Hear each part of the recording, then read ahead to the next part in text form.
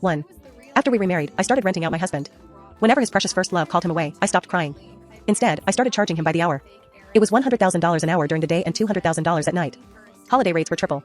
In just 3 months, my bank account swelled by nearly $20 million. Silas was supposed to help me pick out a gown for the gala. Then Mindy called, sobbing that she had nicked her finger while cutting vegetables. I didn't even look up as I held out my phone with the payment code displayed.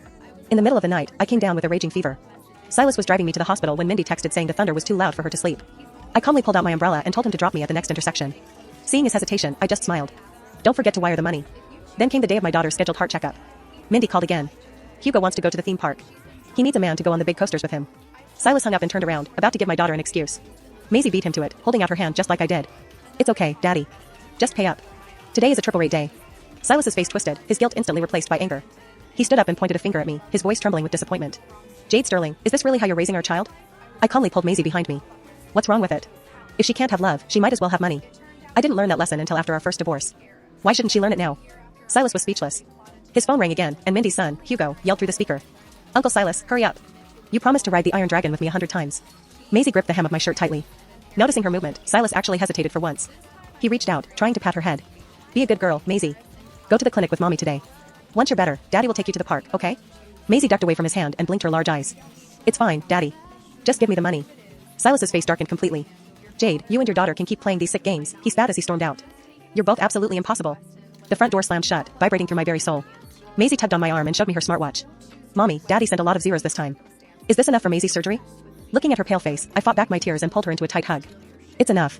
Once you're done with surgery, Mommy is taking you far away from here. While waiting for the test results, several notifications popped up on my phone. It was a tabloid leak of Silas at the theme park with Mindy and her son. The caption read, billionaire Silas Sterling spotted with new flame. The child already calls him Daddy. I zoomed in on the photo, looking at Silas's relaxed, genuine smile. I couldn't remember the last time he had smiled like that at me or Maisie. My hand shook as I closed the app. When I refreshed, the post had been deleted. A second later, Silas called. Jade, don't be mad. That was just some trashy media making things up. I've already paid to have those articles scrubbed. I realized he was referring to Hugo calling him Daddy. I'm not mad. Kids say things without thinking.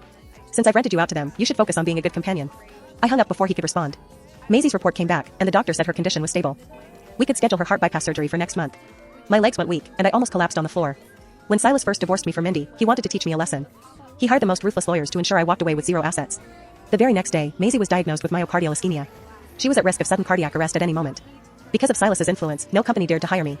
No friends or relatives were willing to lend me a single cent. Watching Maisie's health deteriorate, I finally swallowed my pride and went back to him. Finally, today, she was out of immediate danger. After confirming the surgery date, I submitted our visa applications to an agency. A message from Silas popped up, when are you coming home? I made your favorites. I didn't reply. An hour later, I pushed open the front door. Silas was at the dining table, putting food onto Mindy and Hugo's plate.